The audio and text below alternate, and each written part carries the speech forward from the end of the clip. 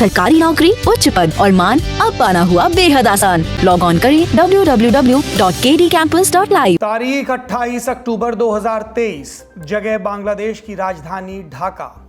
दो सबसे बड़ी विपक्षी पार्टियां सड़क पर उतर गईं, बांग्लादेश नेशनलिस्ट पार्टी यानी बीएनपी और जमाते इस्लामी। उनकी दो मांगें थीं, शेख हसीना इस्तीफा दो और अगला चुनाव न्यूट्रल सरकार की निगरानी में कराओ।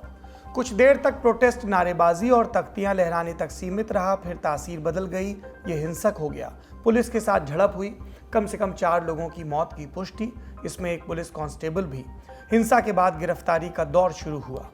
फिर 29 अक्टूबर की शाम पुलिस ने बीएनपी के जनरल सेक्रेटरी मिर्जा फखरुल इस्लाम आलमगीर को अरेस्ट कर लिया। ये नाम याद रखिएगा अगर आपकी दुनिया की पॉलिटिक्स में दिलचस्पी है तो, अगर आपकी भारत की पॉलिटिक्स में दिलचस्पी है, भारत की विदेश नीति में दिलचस्पी है और इस बात में कि भारत के इर्द गिर्द शांति रहे और भारत विरोधी तत्व अपनी डोमेस्टिक पॉलिटिक्स में पनप ना पाएं, इसमें दिलचस्पी है तो भी याद रखिएगा मिर्जा फखरुल इस्लाम आलमगीर भारत विरोधी बांग्लादेशी नेता के तौर पर जाना जाता है। खैर, आलमगीर को अरेस्ट कर लिया गया। पार्टी की मुखिया और पूर्व प्रधानमंत्री खालिदा जिया सजा काट रही हैं और तब से आलमगीर ही बीएनपी की कमान संभाल रहे थे। उम्मीद थी कि उनकी गिरफ्तारी के बाद मामला थम जाएगा, लेकिन ऐसा होता दिख नहीं रहा। बीएनपी ने 3 दिनों की हड़ताल का ऐलान किया 31 अक्टूबर से। इस दौरान सड़क, रेल और जलमार्ग को बंद कराया जाएगा। दूसरी तरफ सरकार सख्ती पर कायम है, छूट देने से इनकार कर दिया, जिसके चलते हिंसा भड़कने की आशंका बढ़ गई है। आज हम जानेंगे बांग्लादेश में बवाल की कहानी क्या है, बीएनपी का प्रोटेस्ट हमेशा हिंसक क्यों होता है और इस उथल पुथल का भारत पर क्या असर हो सकता है। नमस्कार, सौरभ द्विवेदी नाम है हमारा और आप देखना शुरू कर चुके हैं लल्लन टॉप का अंतर्राष्ट्रीय प्रसंगों से जुड़ा रोजाना का कार्यक्रम दुनियादारी, जहां आज कहानी बांग्लादेश की।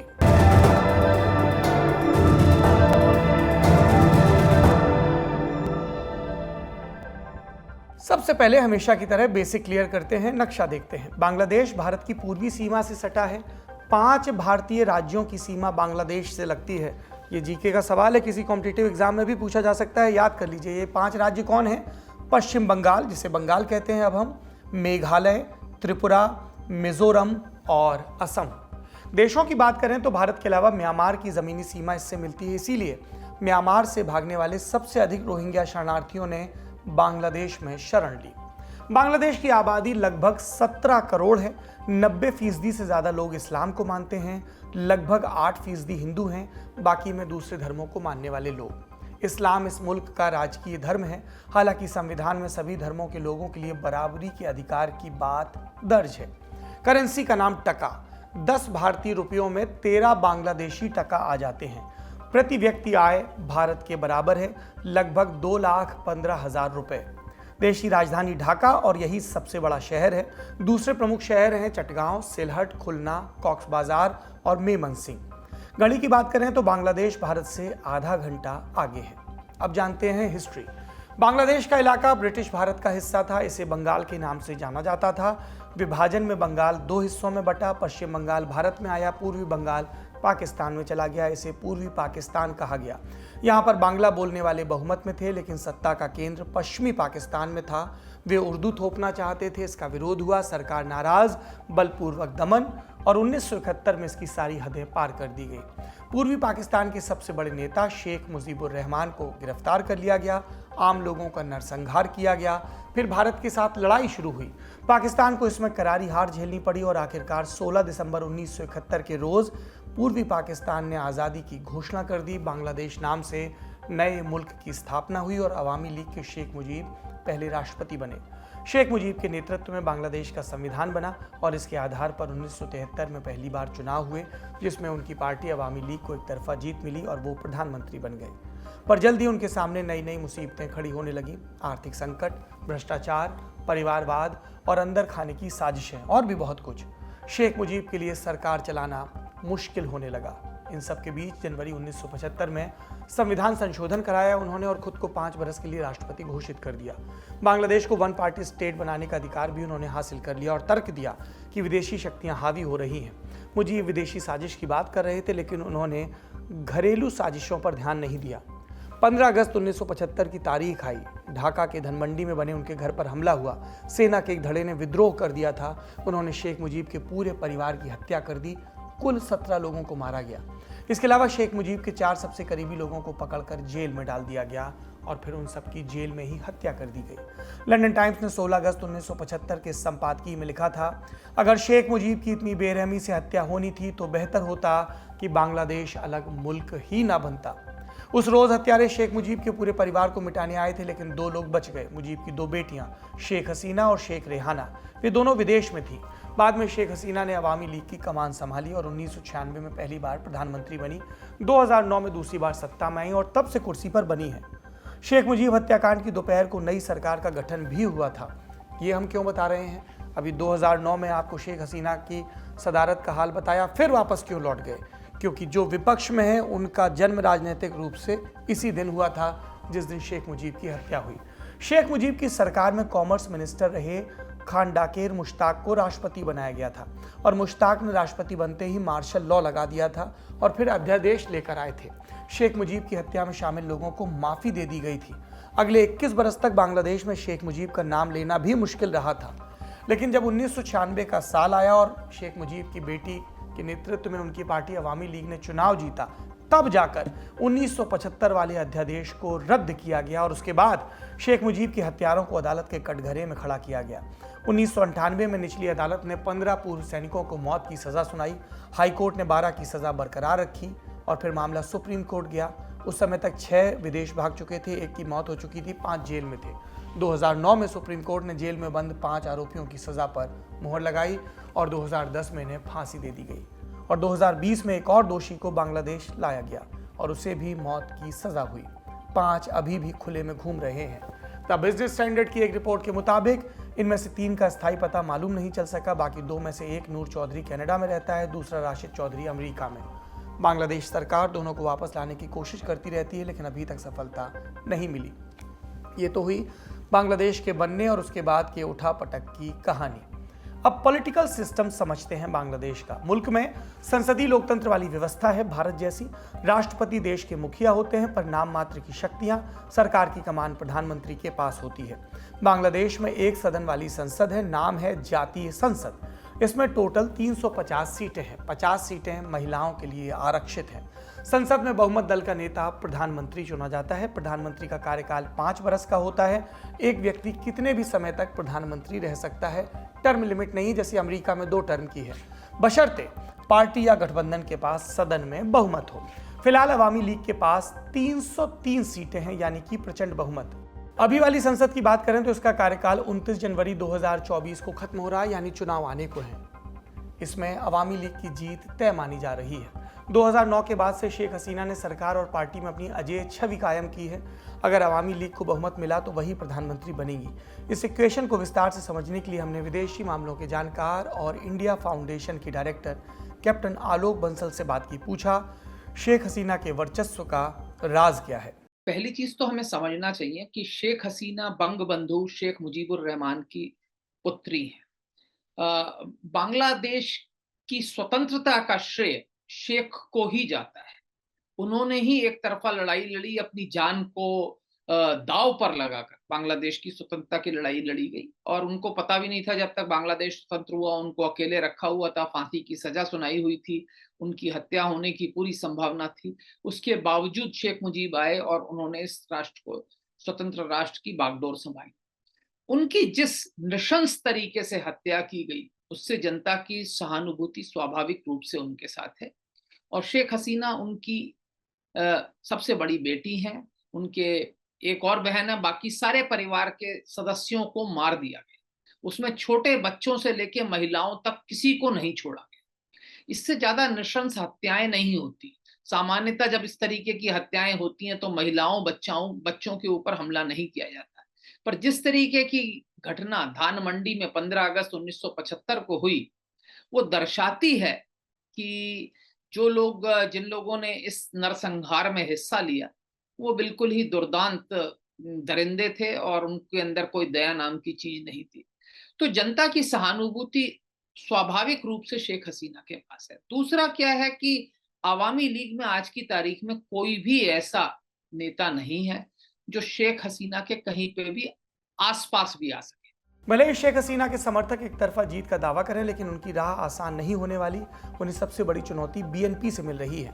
बीएनपी का गठन लेफ्टिनेंट जनरल जिया उर रहमान ने किया था 1978 में।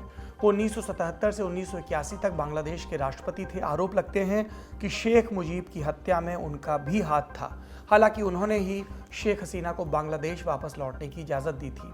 मई 1981 में जिया उर रहमान की भी हत्या हो गई थी और उसके बाद पार्टी की कमान उनकी विधवा पत्नी खालिदा जिया के पास आई। खालिदा 1991 में पहली बार प्रधानमंत्री बनी। 1996 तक कुर्सी पर रही, फिर अवामी लीग की शेख हसीना के हाथों सत्ता गंवाई। 2001 में खालिदा सत्ता में लौटी, सरकार बनाई और 2006 में जब उनका कार्यकाल खत्म हुआ तब से अब तक उनकी वापसी नहीं हो सकी। दूसरे कार्यकाल में उनके ऊपर भ्रष्टाचार के संगीन आरोप लगे। उसी दौरान शेख हसीना की हत्या की कोशिश भी हुई और इसका आरोप भी खालिदा जिया पर लगा। वो इन सारे आरोपों से इनकार करती हैं। हालांकि इसके चलते उनका पॉलिटिकल सपोर्ट छिना और बाद में उन्हें जेल भी जाना पड़ा और यही वजह रही कि धीरे धीरे बीएनपी की साख घटती चली गई। 2018 के चुनाव में उन्हें सिर्फ 7 सीटें मिली। कई लोग मानते हैं इसी वजह से बीएनपी हताश है। हमने एक्सपर्ट से पूछा, क्या इसी वजह से बीएनपी हिंसक राजनीति पर उतारू है शेख हसीना की सरकार के खिलाफ? बीएनपी कभी भी कैडर बेस्ड पार्टी नहीं थी। उसको जो सपोर्ट मिलता है, उसको जो समर्थन मिलता है, वो जमात इस्लामी के कैडर्स से मिलता है।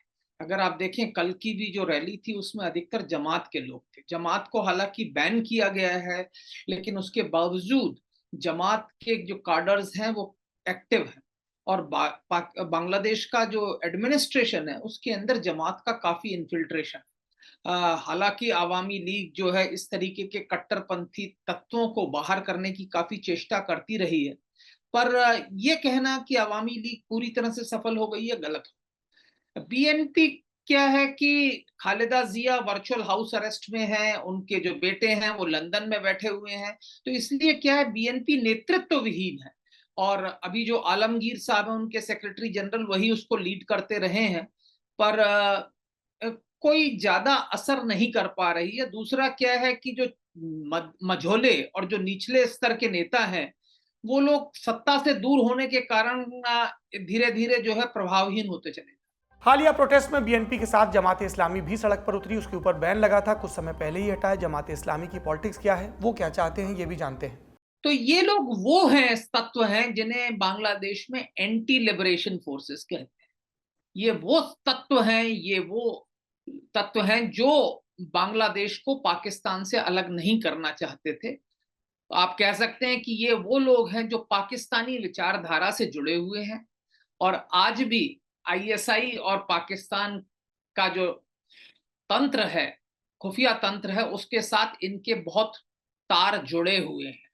तो ऐसे लोगों को, चूंकि ये कैडर बस पार्टी है और इन्होंने कई बार मजहब का प्रयोग किया है अपनी प्रासंगिकता को स्टैब्लिश करने के लिए, इनके कार्डर स्ट्रॉन्ग है, ये कार्डर बेस्ड पार्टी है और बीएनपी पहले भी जब सत्ता में आती थी तो जमात के कार्डर्स के बलबूते पर आती थी। तो ये एक इनकी बहुत बड़ी वो रही है और इसी कारण ये जो कल की रैली थी इसमें भी आपने देखा कि जो अधिकांश काडर थे वो जमात के थे। जो हिंसा हुई उसमें जमात के लोगों का भी उतना ही हाथ था जितना बीएनपी के काडर। शेख हसीना पर आरोप भी खूब लगते हैं। बीएनपी कहती है वो साम दाम दंड भेद की नीति से राज चला रही हैं। उनके शासन में 2 लाख से ज़्यादा कार्यकर्ताओं पर मुकदमे हुए, 3000 की हत्या हुई। एक secret police unit rapid action battalion RAB का जिक्र भी आता है। कहा जाता है इसके जरिए शेख हसीना की पार्टी अवामी लीग अपने विरोधियों को निपटाती है। इन आरोपों का सत्य क्या है? क्या इनसे शेख हसीना की राजनीति प्रभावित होती है? हमें समझना चाहिए कि सबसे बड़ा जो मुद्दा है, जो बीएनपी का मुद्दा है, और वो ये रहा है कि एक समय के बाद बांग्लादेश में एक व्यवस्था इस तरीके की आ गई थी जिसमें जब भी चुनाव होते थे तो सत्ताधारी तल जो था वो सत्ता एक केयर टेकर एडमिनिस्ट्रेशन को सौंप देता था, जैसा पाकिस्तान में हो रहा है आजकल। अगर आपने देखा हो, एक केयर टेकर गवर्नमेंट आती थी। लेकिन एक ऐसा दौर आया जब सर्वोच्च न्यायालय ने बांग्लादेश की ये निर्णय दिया कि ये केयर टेकर सरकार जो है, ये जो इसकी आवश्यकता नहीं है। तो उसके बाद से शेख हसीना सत्ता में रही हैं और बीएनपी का हमेशा ये कहना है कि ये तो गलत बात है, केयरटेकर गवर्नमेंट को हैंडओवर करना चाहिए, और इसके लिए कई बार उन्होंने चुनाव में हिस्सा नहीं लिया है, कई बार पूरी तरह से हिस्सा नहीं लिया। उनका क्लेम ये रहा है कि रिगिंग हुई है, ये हुआ है, लेकिन उसके बावजूद ये आवामी लीग बार बार जीत कर आती रही। इसमें कोई शक की बात नहीं है कि जब कोई भी राजनीतिक दल सत्ता पर काफी लंबे समय तक काबिज रहता है तो एक एंटी इनकम्बेंसी फैक्टर आ जाता है, और विशेषकर ऐसे दौर पे जब कोई दूसरा अपोजिशन पार्टी ना हो।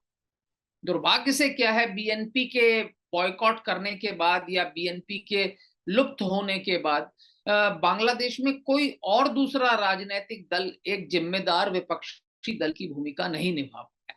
जनरल इरशाद की जातीय पार्टी थी, वो भी एक तरीके से छिन्न भिन्न हो गई है, या कई वामपंथी दल होते थे, कम्युनिस्ट पार्टी, जातीय समाजतांत्रिक दल, ये सब भी अब जो है अपना जो प्रभाव है काफी हद तक खो चुके हैं।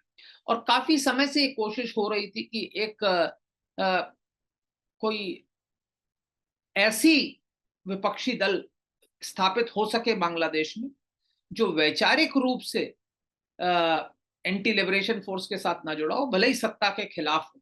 और इस वक्त बांग्लादेश में एक तृणमूल बीएनपी करके एक राजनीतिक दल है जो सक्रिय है, जो अपने आप को असली बीएनपी घोषित करने की कोशिश कर रहा है और दिखा रहा है, लेकिन मुझे लगता नहीं कि अभी तक लोग उनके साथ।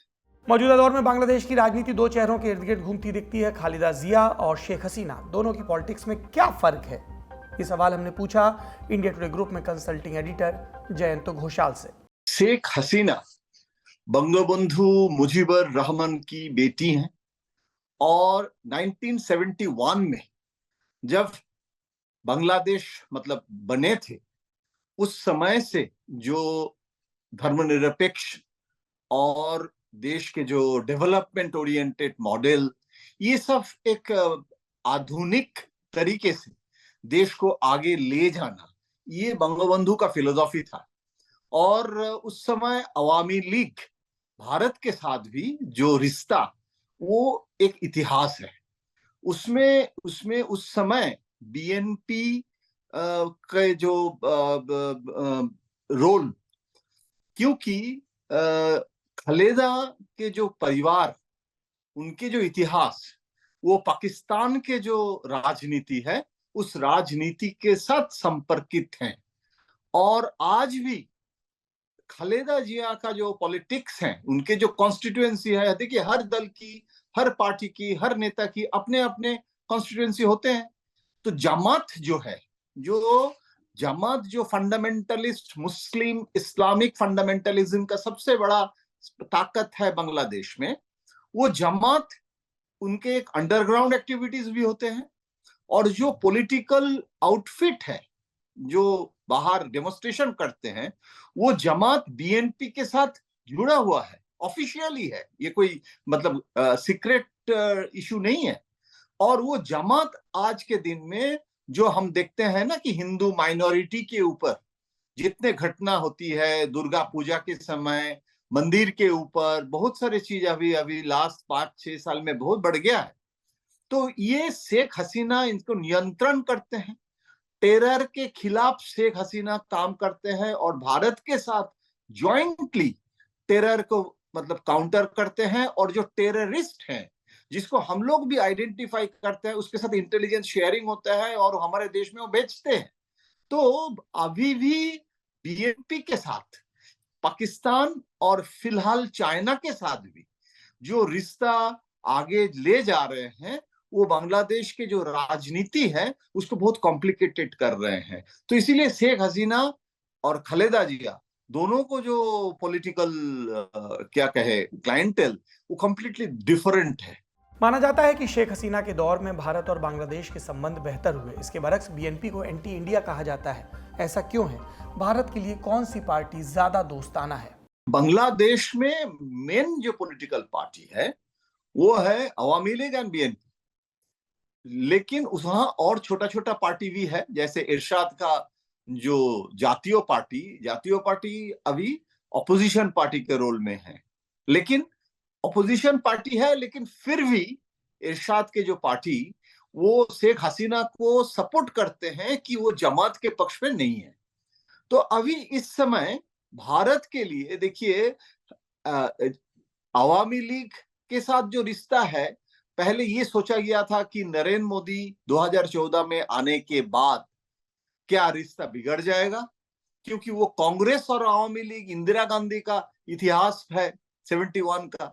तो क्या नरेंद्र मोदी आने के बाद ये जो घुसपैठी का इशू है, ये जो सिटीजनशिप का इशू है, तो क्या इंडिया बांग्लादेश रिलेशनशिप में असर पड़ेगा? नहीं हुआ। और नरेंद्र मोदी दो इशू को अलग रखा, डोमेस्टिक पॉलिटिक्स की जगह। लेकिन बांग्लादेश का जो जियो स्ट्रेटेजिक पोजीशन, छोटा देश हो सकता है लेकिन हमारे लिए बहुत इंपॉर्टेंट है, और इसीलिए नरेंद्र मोदी देखिए कितने बार बांग्लादेश गए हैं। आपको जानकारी के लिए, शेख हसीना को राखी बहन भी माने हैं, मतलब वो राखी। तो ये जो रिश्ता, ये सिर्फ कांग्रेस के साथ आवामी का इतिहास का रिश्ता नहीं है, ये भारत और बांग्लादेश का रिश्ता। रादर मोदी जी ने जो रिश्ता अवामी लीग और कांग्रेस में दो पॉलिटिकल पार्टी का हो गया था, उसको दो देश का रिश्ता में ज्यादा महत्व दिए हैं। अभी अभी ऑपोजिशन पार्टी को भी इनवाइट किए हैं, इरशाद के पार्टी के भी लोग इंडिया में आए थे, और अवामी लीग और बीजेपी में पार्टी ऑफिस में गए थे, बीजेपी पार्टी ऑफिस में अवामी लीग के लोग, और पार्टी टू पार्टी रिलेशनशिप बने हैं। तो अभी जो रिश्ता है वो अवामी लीग के साथ है। बीएनपी बार बार ये संदेश दे रहे हैं हमें, भारत को, कि हम बिजनेस ओरिएंटेड पार्टी है, आप हमको जमात के साथ लिंक मत कीजिए, हम बिजनेस बढ़ाना चाहते हैं और भारत के साथ बिजनेस को आगे ले जाएंगे। लेकिन जो हिस्ट्री है उसमें बीएनपी को विश्वास करना, ये अभी भी बहुत सारे इश्यूज हैं जिसमें बहुत कठिन लगता है। बांग्लादेश में होने वाली राजनीतिक उथल पुथल का भारत पर क्या असर पड़ता है, ये भी जानते हैं। बहुत ज्यादा असर पड़ता है। इसीलिए एक तो आपके पड़ोसी के घर में अगर आग लगे तो वो आग आपके घर में भी आ सकता है।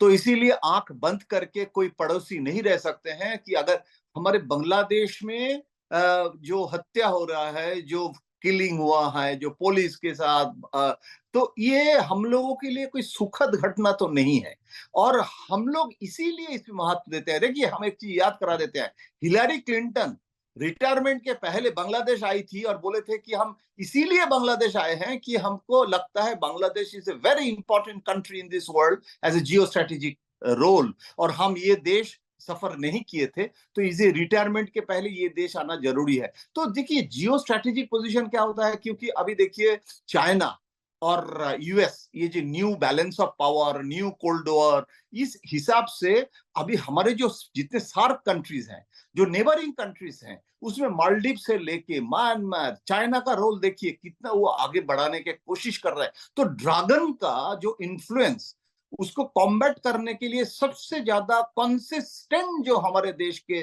साथ है दोस्ती, वो बांग्लादेश का है। और बांग्लादेश, शेख हसीना खुद टेरर के विक्टिम हुई है। तो इसीलिए अभी इस समय बांग्लादेश को साथ रिश्ता, foreign policy, joint foreign policy, not only for India, it's a good for US also. तो इसीलिए India is concern with this coming January election of Bangladesh.